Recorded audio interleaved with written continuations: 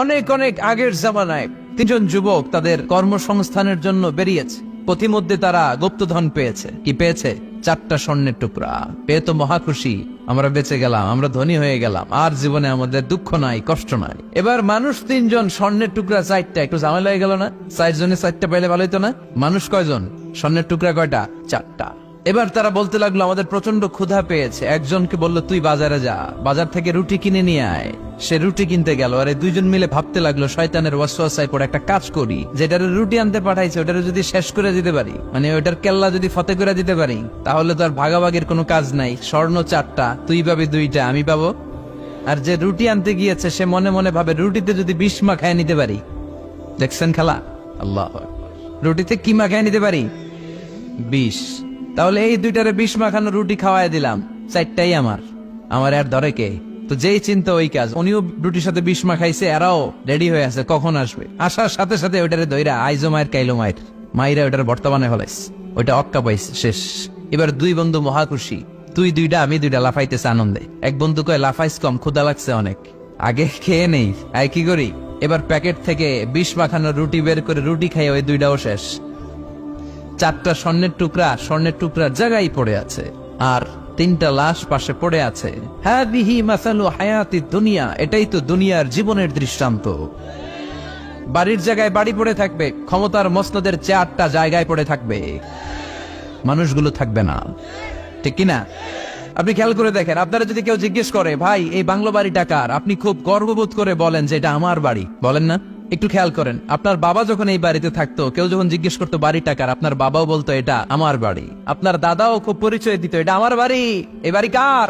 আমার। আপনার দাদার দাদার দাদাও বলতো এটা আমার বাড়ি। আপনি মরে গেলে এই বাড়িটাই, যেটারে আপনি আমার বলে আগলে রাখতেন, আপনার ছেলে তখন শুরু করবে আমার কথা কন। বিষ্ণু বললেন লাউ আন্না লিকুল্লি ইবনি আদম ওয়াদিয়ান মিন যাহাব, পৃথিবীর প্রত্যেকটা মানুষকে যদি আল্লাহ একটা করে স্বর্ণের পাহাড়ের মালিক বানিয়ে দেয়, আহাব্বা আইয়াকুনা লাহু ওয়াদিয়ান, সে আরো একটা স্বর্ণের পাহাড়ের মালিক হওয়ার চেষ্টা করবে। ওয়ালাই ইয়ামলা আফাহু ইল্লা তুরাব, কবরের মাটি ছাড়া তার এই লোভ লালসা, অতিরিক্ত চাওয়া পাওয়ার ইচ্ছা কোনোদিন কেউ থামাতে পারবে না।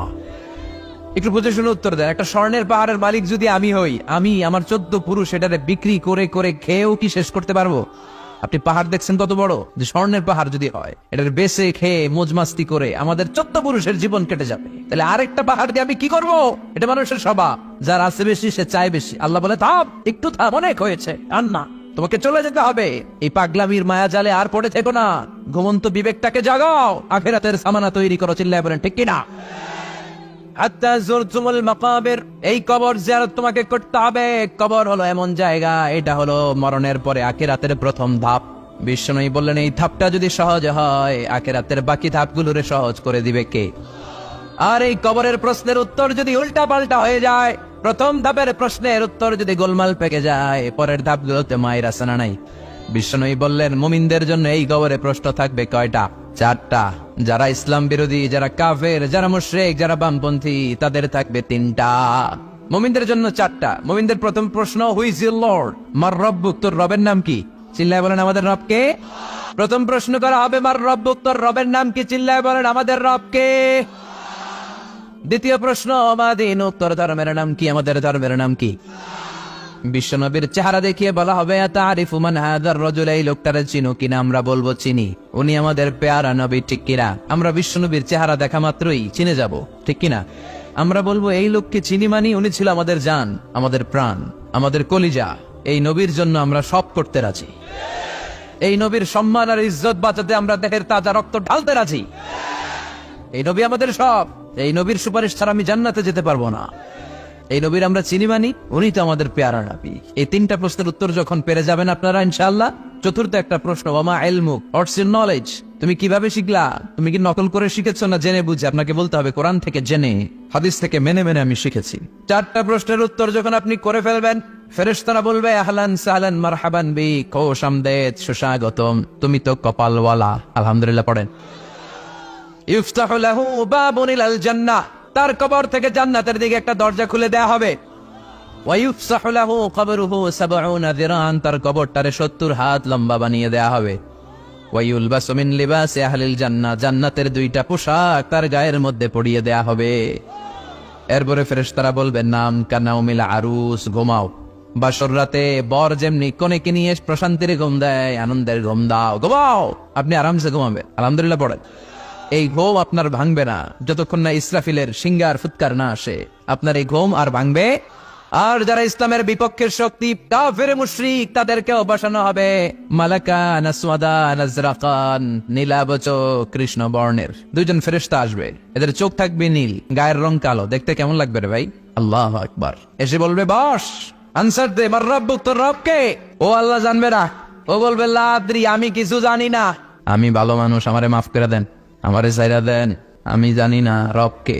কয় দাঁড়া, আর দুইটা বাকি প্রশ্ন, এরপরে দেখাইতেছি ফাইনাল খেলা। দ্বিতীয় প্রশ্ন, মা দিন, তোর ধর্মের নাম কি? কয় জানি না, মাফ করে দেন। লা আদ্রি, আমি ধর্ম জানি না, আমি তো চিয়ার্স করতাম, চিয়ার্স। আমি ড্রিঙ্কস খাইতাম, আমি ধর্ষণে সেঞ্চুরি করতাম, আমি শাহবাগের মঞ্চে উঠে ইসলামের বিরুদ্ধে ভাষণ দিতাম। সে পাগলের মতো বলবে লা আদ্রি, আমি কিছু জানি না, আমি কিচ্ছু মনে করতে পারছি না, কে আমার রব? আমার কিছু মনে নাই, আমার জীবনটা আমি ডেডিকেট করেছি ইসলামের বিপক্ষে, আমার জীবনটা আমি শেষ করেছি কোরআনের বিপক্ষে। দুইটা প্রশ্ন শেষ, বাকি কয়টা? এবার বিশ্বনবীর চমৎকার নূরানি চেহারাটা দেখিয়ে বলা হবে আতারিফু মান হাযার রাজুল, এই লোকটারে চিনো নাকি? সে বলবে আমি এই লোকটারে চিনি না, আমার দলের লোকেরা যা করতো, নাস্তিকরা যা করতো, আমিও তাই করতাম। সবাই লোকটারে গালি দিত, আমি ওই লোকটারে গালি দিতাম। আমি এই নবীর বিরুদ্ধে ব্লগের মধ্যে উল্টা পাল্টা লিখতাম, আছে না নাই? ফেরেশতারা বলবে লা দারাইতা ওয়ালা তারাইতা, তুই তো পোড়া কপাল, তুই তো একটা প্রশ্নের উত্তর করতে পারলি না। ফায়ুতরাকু বিমাতারিক মিন হাদিদ, লোহার হ্যামার দিয়ে এবার পিটিয়ে ওর গায়ের গোশতগুলো থেতলে ফেলা। ওয়ায়ুকালু লিল আরদি, জমিনকে বলা হবে ইলতাইমি, ও কবরের জমিন, কবরের মাটি, দুই দিক থেকে তুই চাপা দে। কি দে? দুই দিক থেকে চাপা মার, এক একটা চাপার চোটে পাদরের হাড়গুলো ভেঙে টুকরো টুকরো হয়ে যাবে।